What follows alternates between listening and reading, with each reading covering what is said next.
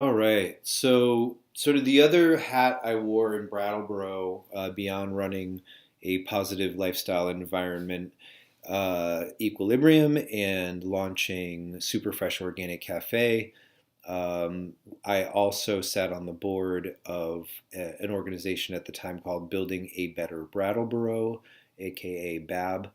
And it was, 20 some odd, 25 years plus in existence. It is the Main Street organization for Downtown Brattleboro, which, as you can see here, is just again is just a picturesque New England town. Very kind of used to be very mill, industrious, cobbler.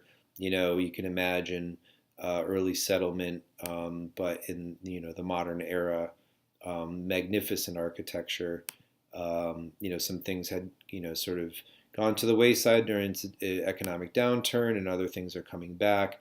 But Wantastic Mountain sits right at the tip of this. The Connecticut River flows right back here in Main Street. One of the biggest challenges, this is during the Brattleboro Strong of the Heifers Festival. But if this were Ithaca, I kind of slipped there. But if this were Ithaca, this would be the commons. And so there'd be, a playscape for kids, there'd be a water fountain, there'd be an amphitheater for music, and so on and so forth. So somebody like me who had already lived in Ithaca and been to Europe and stuff, that's what I was kind of like pining for, in a way, not just because of my vision, but because it seemed like a lot of people were looking for a higher quality of life on the main street. Because typically what it looks like is, because it's a major thoroughfare on this main street, is bottlenecked car traffic, and then big trucks, logger trucks, 18 wheelers all day, all day, all day. The Super Fresh is right here. So we couldn't even open the door sometimes because of all the traffic, just the noise, the pollution, the soot. And yet, from a distance, it's just so quaint and beautiful and picturesque. So anyhow, I joined the board of the organization, the downtown organization, and at the time, and they had just lost their executive director, so we're in search of a new.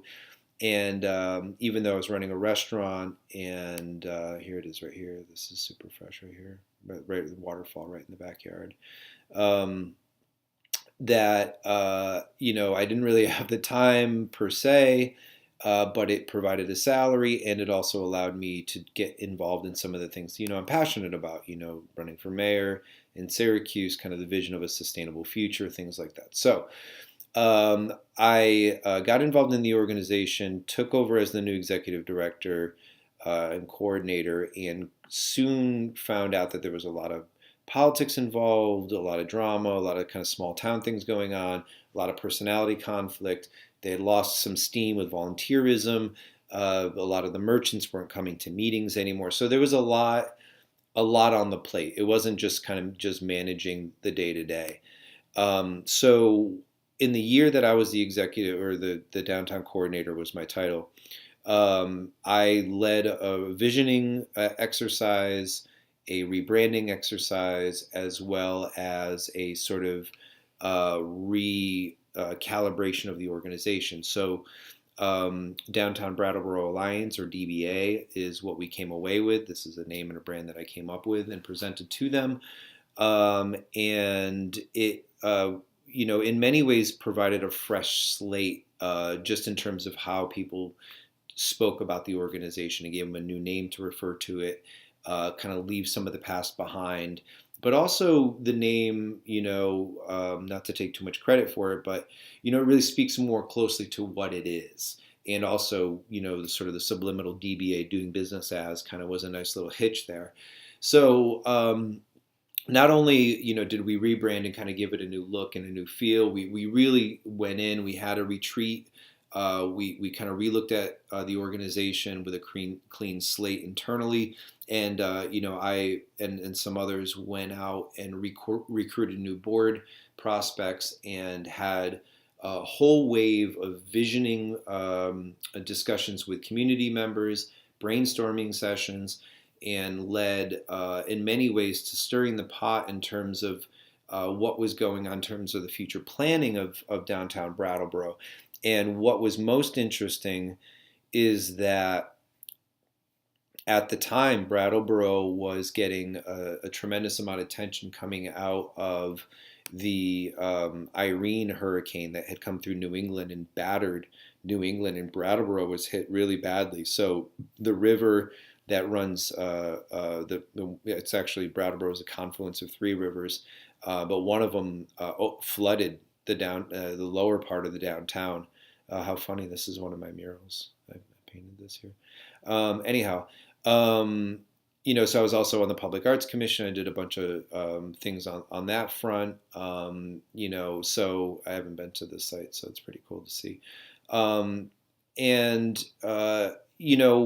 infused a lot of life kind of into the young professional thing. So I brought a lot of the things that I kind of had started picking up in my life, my little bag of tricks, I guess, and employed them here in Brattleboro in a very short amount of time.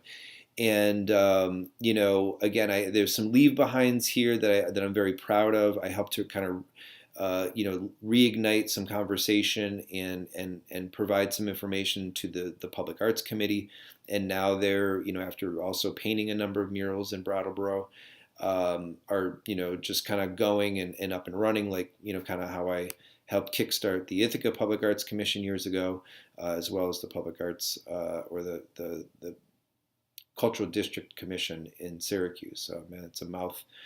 It's a verb and noun jumble to get through all these things. But anyhow, so I even though this was a bit of a challenge in that it was sort of having the old guard kind of drop their grip and allow for a new guard to come in.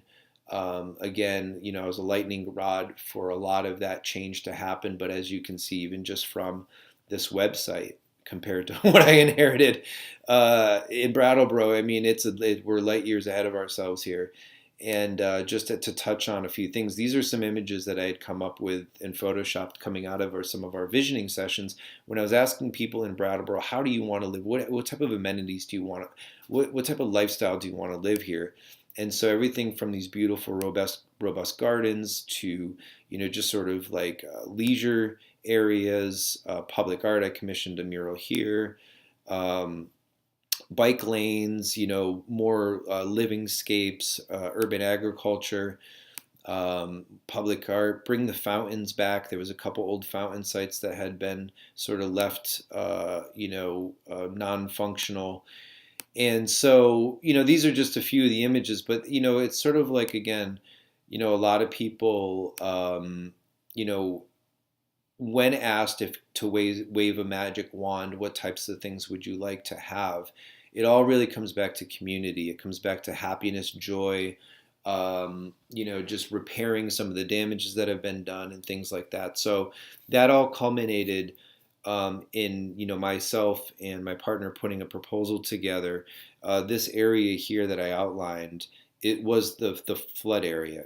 From the creek that came through. So all of this property was damaged, and the FEMA was going to, and probably still is going to be spending a lot of money rebuilding some of the damage down here. So there was an opportunity to relook at half of the town. This is most of the upper part of Maine and the downtown here, another little district here.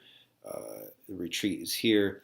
So anyhow, I, in consultation with a number of people, including local citizens, came up with this concept of the Whetstone Village. The Whetstone Creek is the creek that overflowed. The Whetstone Village of Arts, Culture, and Ecology, an urban oasis for inspiration, innovation, and integrative healing.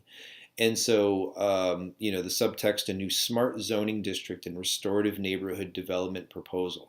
So, this whole pitch got put together, was submitted for consideration, and I found out later that the Conway School of Landscape Architecture in Western Massachusetts picked it up, and they're working on this proposal that I put together as one of their capstones. And they have graduate students working on this concept of developing an ecological and creative enterprise district, live, work, housing, manufacturing, entertainment district in this lower part of downtown. So, those are some of the seeds I dropped here in southern Vermont. and things between myself and my partner at the restaurant and with the organization. Again, for a lot of different reasons, I was able to hand these things off and then move on. And so that all brought me back to Syracuse, New York. So 2 years ago, in February of 2017, I landed back in Syracuse after a 10 plus year absence. And I've been net back for 2 years now. So the rest of my videos are going to be about what I've been up to since returning here for the past 2 years and where I plan on taking things next.